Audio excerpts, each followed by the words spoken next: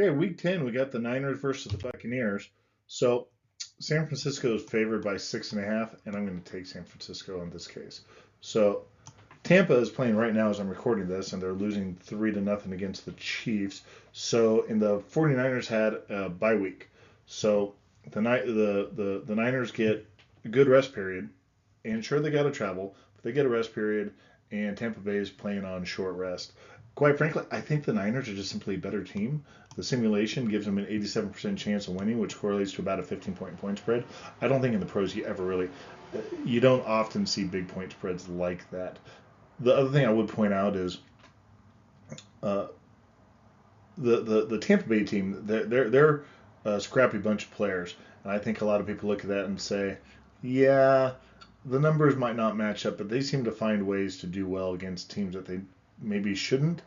But when you look at the heart of the numbers, uh, you just got a really big difference here. When you look at the scoring chart, 42 points to 21, and the Bayesian adjusted upward, or let me phrase that, adjust the point spread downward to all of about 12 points, basically saying that the model has underrepresented uh, Tampa's performance. But let's just come over here to the right. So this is just something that I kind of look at to gauge the model, the simulation with, is San Francisco is good everywhere, and just slightly outside of the top 10 down here in the defensive pass rank.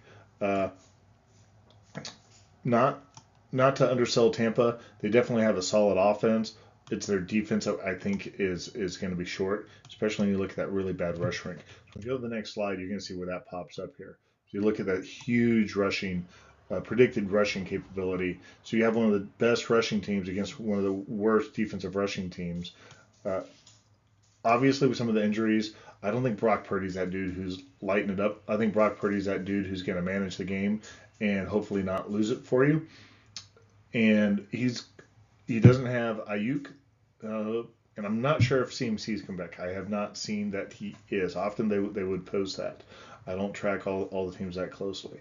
The other thing I would point out is when you see a lot of these big numbers over here, uh, uh, Baker Mayfield, when it gets to the fourth quarter and they're down by 2 scores, they really start airing it out. That really kind of inflates those numbers, which is fine, and they come back and win with that. You got to factor that in, but at the same time, we have two 4-4 teams, but one of these 4-4 teams I think is far better than the other, and I think the better team is San Francisco in this case.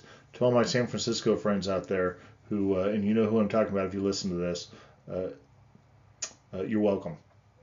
Being an LA guy, I don't like to give San Francisco any kudos at all, but they've got a really good team. I just think that they're just not firing on all cylinders right now. So then when we come over here to the right, a couple of things I'll point out. Both teams have some explosiveness, but you see this big range over here as to where Tampa Bay can come out, whereas you used to see a nice, tight, high explosiveness over here for San Francisco.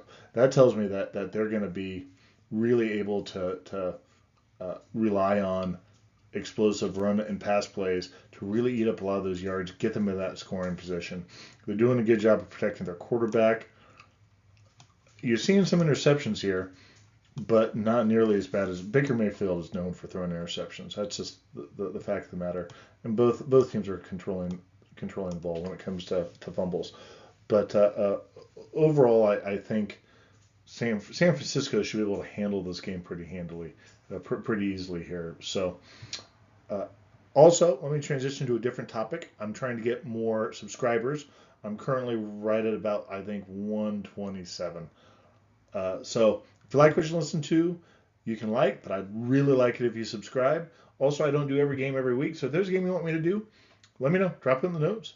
And if enough people ask for a game, then I might do it. I try and do the Thursday games, Monday games, and do some other games that look like they're competitive and fun. So anyhow, I hope to hear from you, and I hope you subscribe. Thank you.